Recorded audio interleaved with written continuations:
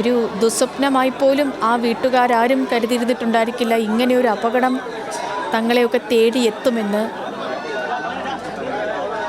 പക്ഷെ അങ്ങനെ സംഭവിച്ചിരിക്കുന്നു. അന്ന് അപകടമുണ്ടാകുന്ന ദിവസവും രാവിലെ മിഥുൻ്റെ അച്ഛനാണ് സ്കൂളിലേക്ക് കൊണ്ടുവിടുന്നത്.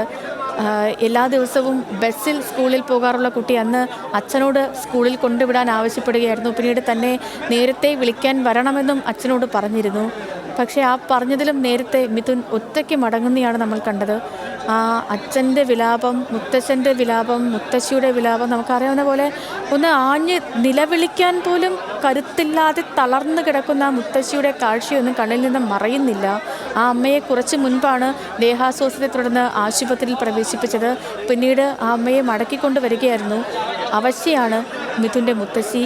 ഒപ്പം അമ്മയും അല്പസമയത്തിനകം എത്തും. ആ കുടുംബത്തിലെ ഓരോ അംഗങ്ങളും തളർന്ന് കിടക്കുകയാണ് ഈ വാർത്ത അറിഞ്ഞ്, ഈ കാഴ്ചകൾ കണ്ട്.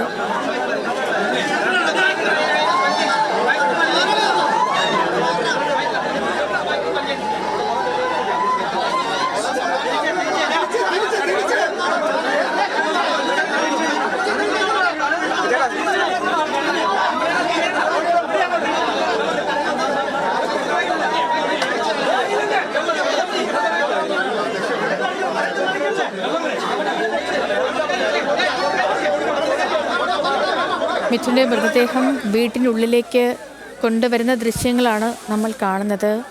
ചേതനയറ്റ ശരീരം മിഥുൻ്റെ.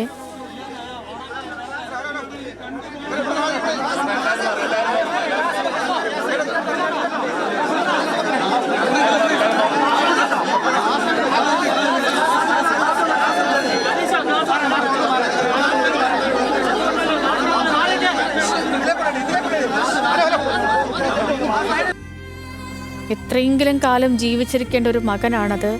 ആരുടെയൊക്കെയോ പിഴവ് മൂലം, ആരുടെയൊക്കെയോ അനാസ്ഥ മൂലം ആ കുട്ടിയുടെ ജീവൻ നഷ്ടപ്പെടുകയായിരുന്നു.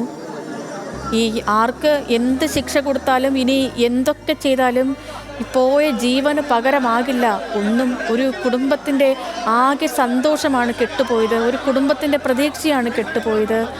ഒരു നാടിനെ ആകെ തീരാ ദുഃഖത്തിലാഴ്ത്തിയാണ് ഈ ഒരു അപകടം സംഭവിച്ചത്. ഇപ്പോൾ ആ കുഞ്ഞിൻ്റെ, മിഥുൻ്റെ മൃതദേഹം വീട്ടിനുള്ളിലേക്ക് കൊണ്ടുവരികയാണ്. ആ വീടിന് ഉൾക്കൊള്ളാൻ കഴിയുന്നതിലും അപ്പുറം തിരക്കാണ് ആ വീട്ടിനുള്ളിൽ.